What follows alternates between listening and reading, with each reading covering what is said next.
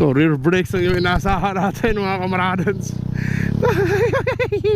Ayan, tayo dito, nagmamaneho, walang brake, kamote. Buti na lang, malakas yung rear brakes ko. Oh yeah, oh yan oh, tingnan nyo.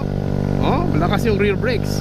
Pero wag pa rin kumpiyansa mga kamaradas. O di tayo makakapag-brake agad eh. Ano, yung mga muntikan na brake ba, no? Yan, so kung wala kang front brake, delikado yan kamaradas. Kasi iba kasi sa nakikita ko, kahit agrabyado yung front brake nila, ala, sige, todo 80 to 90% ng stopping power nasa front brakes. No, kaya nga di natin ginagamit yan kapag malakas yung ano natin, malakas yung takbo. Dahan-dahan lang sa pag-brake sa front. Kasi mag-stop bigla, itatapong ka ng motor mo. Kaya sabayan natin ng rear brakes. Sa mga di alam ha, kaya nga may ano tayo yung sa click, yung feature sa click na anong tawag nila dyan, yung feature nila na kapag magbe-brake ka, titimpla yung front tsaka rear.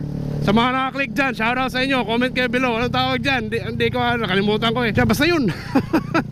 Yung combination, combi brake, yan. Yun, combi brake. So kapag nagbe-brake ka, titimpla yung front tsaka yung back. Di katulad nito na manual mo titimplahin, no? Sa Mio. So only for the big boys.